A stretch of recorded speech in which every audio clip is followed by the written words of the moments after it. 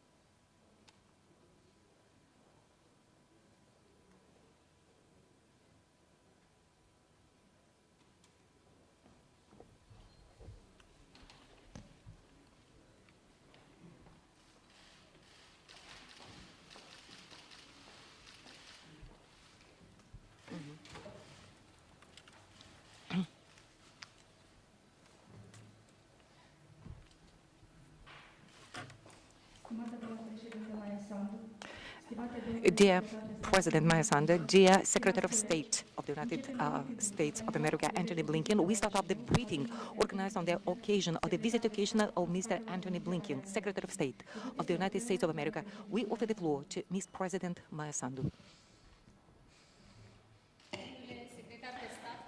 Dear Secretary of State, welcome to Chisinau.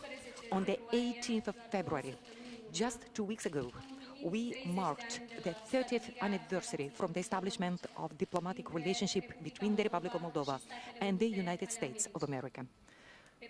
Over 3 decades, the United States supported our efforts to consolidate the society and the economy, to build up a democratic state where every single citizen can think freely and exist freely.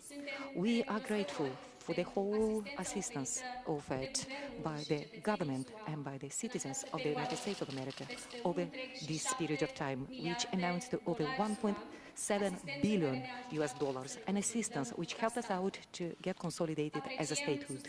We do appreciate the firm support of the United States for the sovereignty and the territorial integrity of the Republic of Moldova, as well as for our European path. I wish you visited our country in peaceful times in the context of the anniversary of our bilateral relationship. We do have great plans for the transformation of Moldova. We initiated the reform of the justice system. We started eliminating the corruption from the public institutions.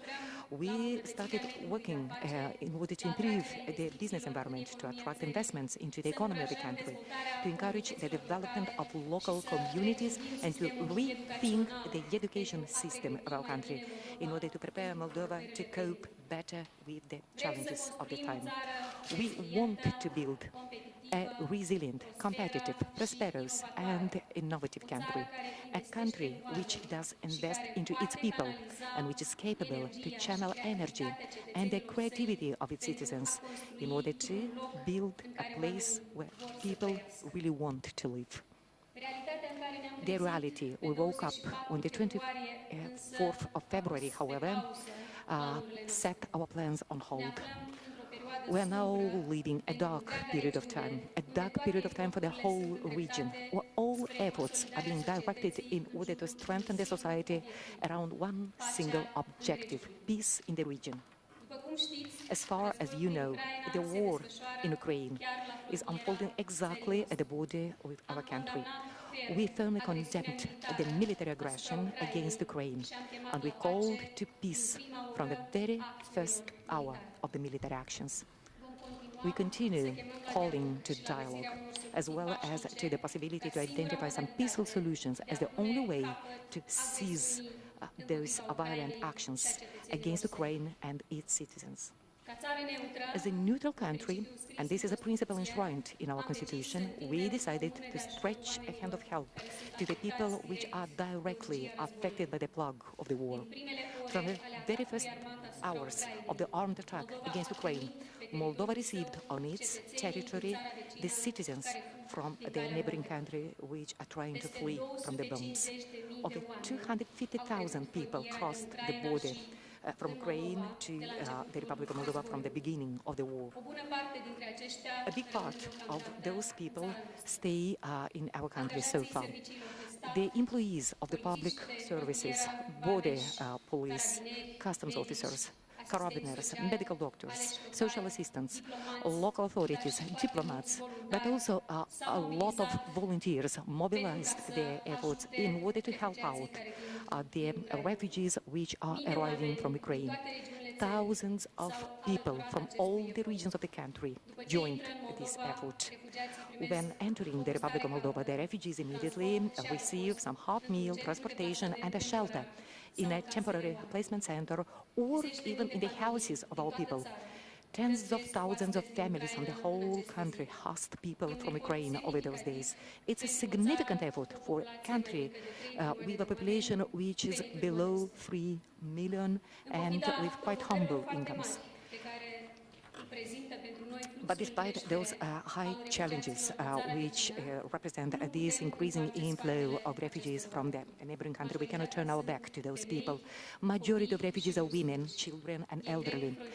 They cross our border being exhausted, desperate, after long hours of journey, escaping from the war. It is our moral duty to help them out, and we'll continue fulfilling this mission to our best extent.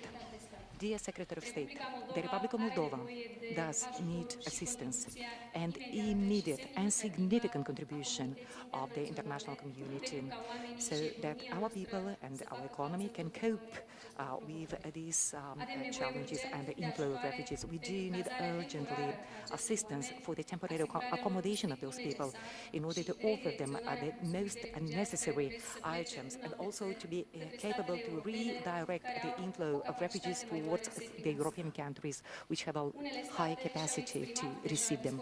Some states already expressed the availability to take up the refugees from Ukraine, also to accommodate them in the upcoming period of time. But only through joint efforts, consistent efforts, rapid efforts of all the partners we can help out Ukraine. We do need rapid assistance and involvement of the international community, first of all, in order to seize the bottles and to restore the peace. I do hope that the tour that you are undertaking over those days in the countries of this region contributes, together with the visits of some other high-ranking officials, to the peace efforts of Ukraine. This is what we all want. This is what we all deserve, especially the Ukrainians. Dear Secretary of State, Mr. Blinken, the Republic of Moldova and the United States developed a very good relationship in those over 30 years of cooperation and friendship relationship. I do appreciate the strategic partnership between our countries, and I do hope that we will see each other again in some better times when we will be able to discuss how to advance, how to move forward on the subjects which are included on the bilateral agenda of our countries.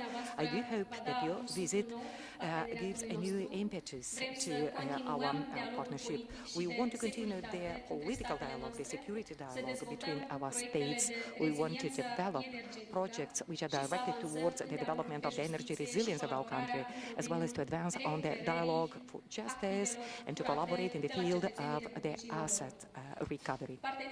The Moldo-American partnership will help us out to strengthen the resilience of the Republic of Moldova, as well as to strengthen the capacity of our country to cope with the challenges of the time, while a stronger, more resilient Moldova can become a pole of stability and development in the region, a trustworthy partner, as well as a stronghold of the free world.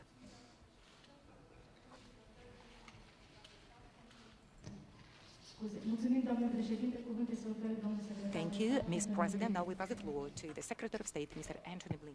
President Sandu, thank you so much for the very warm welcome to the Republic of Moldova. It's actually been almost 7 years to the day since my last visit here, and it's great to be back, although, as you said, I wish it was under somewhat different circumstances. Thank you as well to the Prime Minister, to the Foreign Minister, all our colleagues who've received us so well today. And I'm also particularly glad that our new ambassador, Kent Logsdon, has arrived here in Chisinau, I think just last month. For us, having confirmed ambassadors in place is vital for our cooperation with countries around the world, and that's especially important now. In the 30 years since Moldova and the United States began diplomatic relations, we've never faced a moment as urgent and as challenging as the one that we face today. Russia's unprovoked, unwarranted war on Ukraine has kicked off a humanitarian crisis that is already having a vast effect across the region, including here in the Republic of Moldova. As of today, as the President said, an estimated 240,000 people from Ukraine have crossed the border into Moldova, fleeing for their lives. They're mostly women and children. Their number will grow. As I told President Sandu, Moldova deserves the world's gratitude for welcoming and protecting Ukrainians.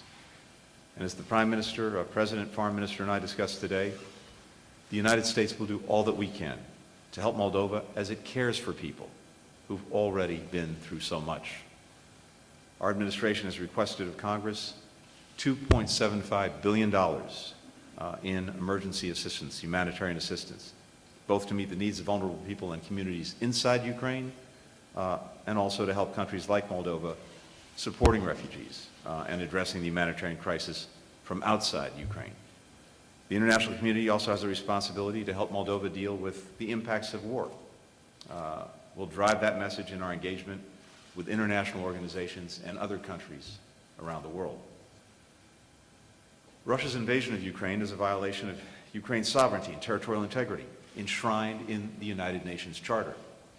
141 countries at the United Nations stood up for those principles and against Russia's assault on them. The United States wants to make clear our strong support for the sovereignty and territorial integrity of all countries, including the Republic of Moldova. Countries have a right to choose their own futures.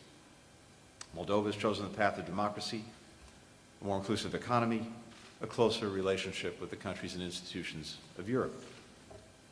The United States supports Moldova in those efforts, grounded in our respect for the neutrality that's enshrined in Moldova's constitution. Our partnership addresses the key challenges of our time, the things that we should be working on and focused on, which is exactly another reason why this war of choice is such a terrible thing. It takes us away from things that we need to be working on together, but we'll continue to do that. The United States delivered hundreds of thousands of COVID-19 vaccines to Moldova and millions of dollars in pandemic-related assistance.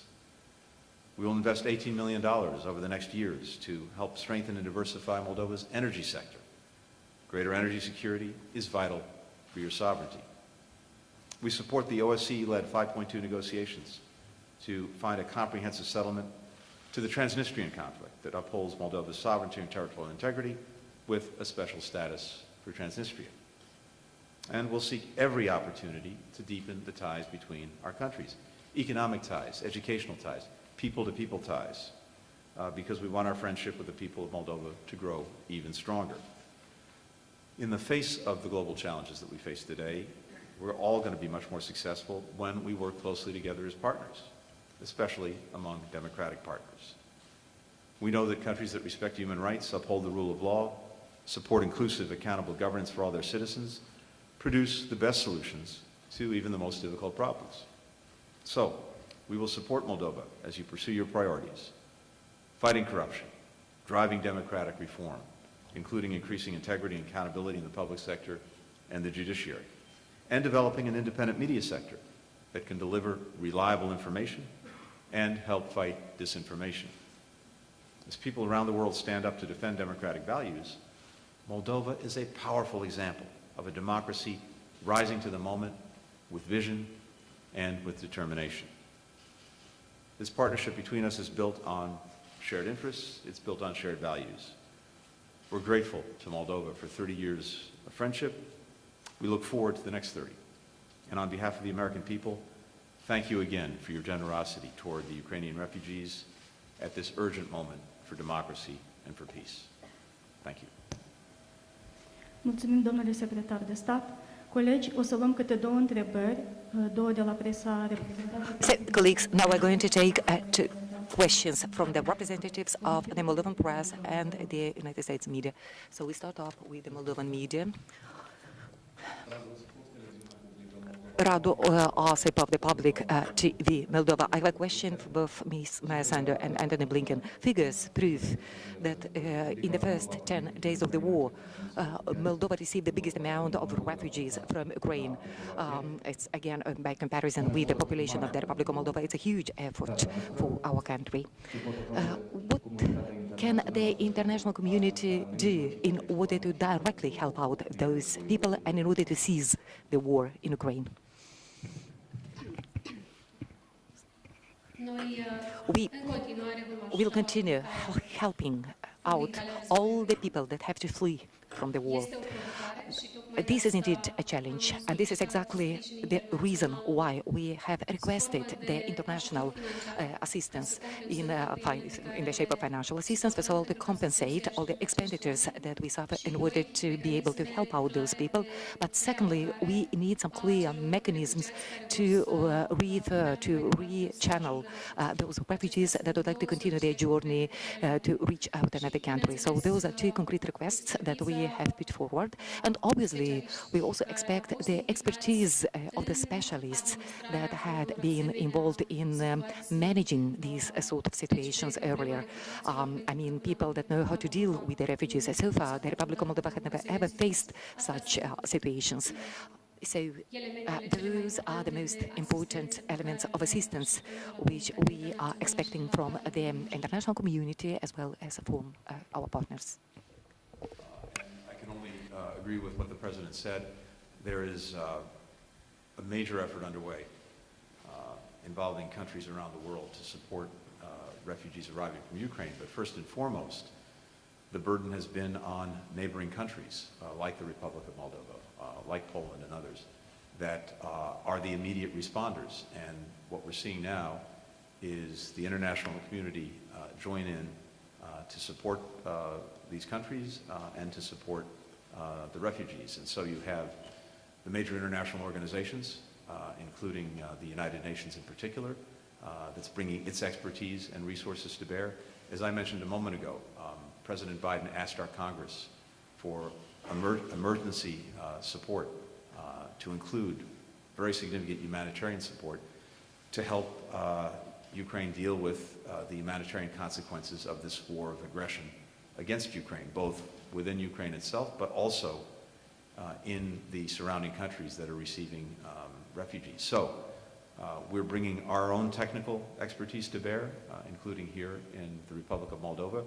We'll also be bringing resources to bear to help alleviate some of the burden that Moldova and other countries are carrying. Mihaela Ursu, TVR, Moldova. A question to the Secretary of State. Which way do you assess the submittal by the Republic of Moldova of the application to join European Union, and which way the United States of America can help us out in this process? For example, could we expect maybe some support in order to strengthen our energy independence, which is a vital thing in order to have independence, true independence in our country? Thank you.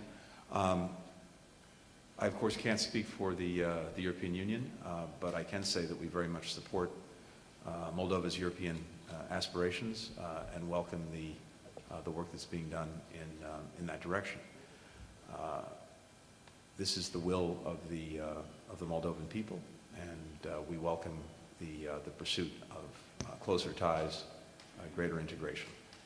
But ultimately, of course, that process is up to Moldova and the European Union and its member countries. When it comes to energy independence, I think that's absolutely vital. That independence or energy security is actually critical to maintaining one's sovereignty and independence. And that's exactly why we are working to support Moldova in its efforts to build greater energy security and energy diversification. We're doing that with financial support to develop alternatives. We're doing it with expert support. As it happens, our new ambassador, Ambassador Logston, is an expert in these very issues. And so we'll be working very, very closely with Moldova, as we have been already, to help produce greater diversification, greater energy security, in the coming years. I think this is something vital to pursue for all countries, and we know also what can happen when any country is, and this is the case for many, overly reliant on others that prove in one way or another not to be reliable suppliers. So this is very much a focus of what we're doing together, and it's something we'll be pursuing very actively right now and in the months and years ahead. Mulțumim. Acum îi voi da cuvântul colegului meu de Price, purtător de cuvânt al Parlamentului de Stat. We'll call Laura Jakes, New York Times.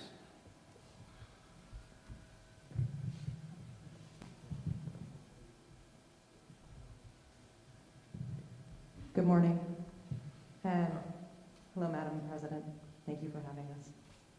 Secretary Blinken, given that the State Department has again urged Americans to leave Russia immediately, are you considering closing the U.S. Embassy in Moscow?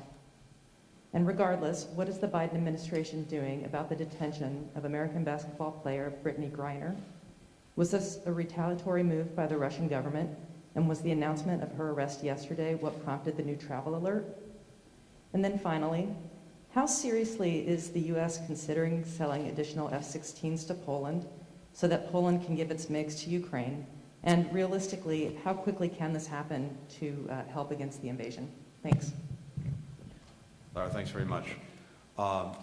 With regard to the individual you mentioned, there's only so much I can say given privacy considerations at this point.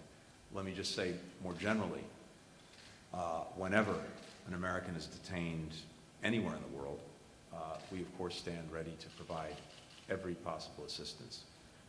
And that includes in Russia. As you know, and we've talked about this for a long time, we've been seeking the release of Paul Whelan and Trevor Reed for some time, both of whom are unjustly detained. We have an embassy team that's working on the cases of other Americans who are detained in Russia. We're doing everything we can to see to it that their rights are upheld and respected. We've also advised Americans not to travel to Russia. Similarly, we're advising Americans in Russia to leave. But from my perspective, in times like these, it's important that we maintain our diplomatic contacts, that we maintain the diplomatic support, particularly support that we can provide to Americans who may need it, and so that's what I'm focused on doing. With regard to the planes, a couple of things. First, just as a general proposition, over the past year, we've provided now more than $1 billion in security assistance to Ukraine, more than in any single previous year. We're in very active conversation with Ukrainian officials, with the government, President Zelensky, Foreign Minister Kuleba, whom I saw yesterday, and others, to get an up-to-the-minute assessment of their needs. And as we get that assessment, we're working on seeing what we and allies and partners can deliver. We're looking actively now at the question of airplanes that Poland may provide to Ukraine, and looking at how we might be able to backfill should Poland decide to produce those, supply those planes. How quickly might that happen? Can't speak to a timeline, but I can just tell you we're looking at it very, very actively.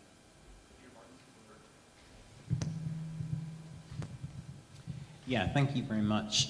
Madam President, what do you see as the implications of Russia's invasion of Ukraine for Moldovan security? And what concrete measures are you hoping to see from the US in terms of support? And additionally, if I may, have you seen any changes to the Russian troop presence in Transnistria? And for Secretary Blinken, you've been very clear that about the US commitment to NATO countries, but you've been equally clear that US troops won't fight to defend Ukraine. In that context, what kind of assurances can the US actually make to Moldova about its own security?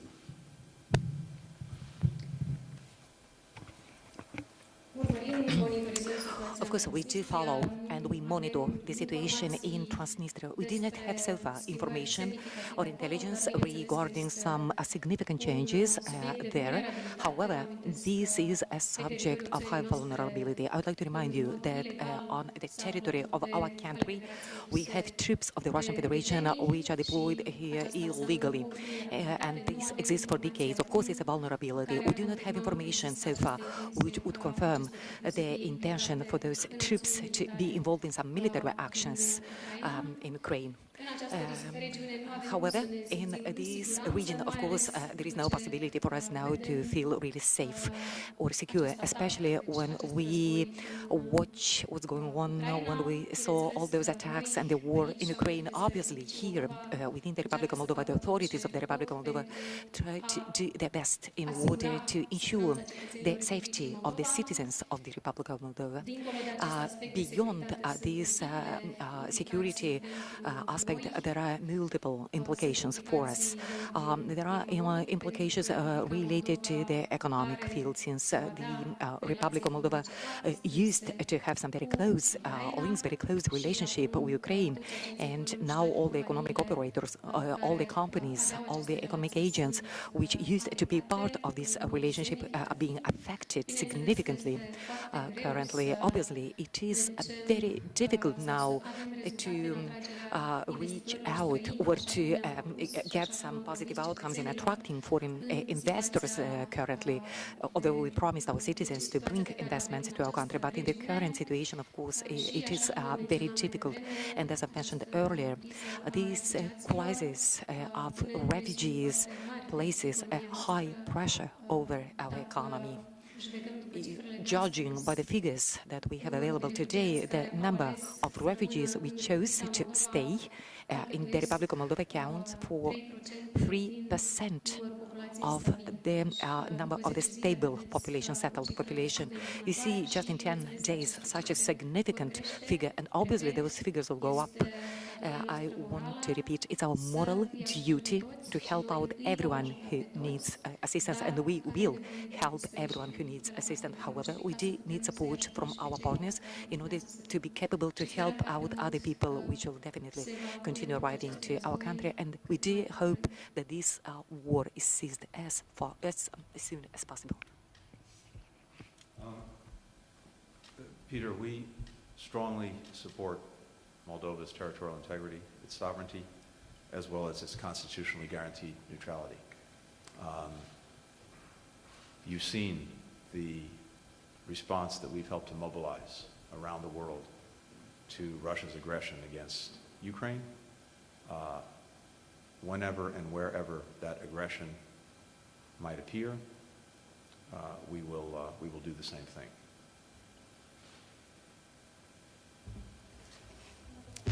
Stimată doamnă președinte, stimate domnule secretar de stat. Dear Ms. President, dear Secretary of State, dear colleagues, thank you so much. The briefing is over.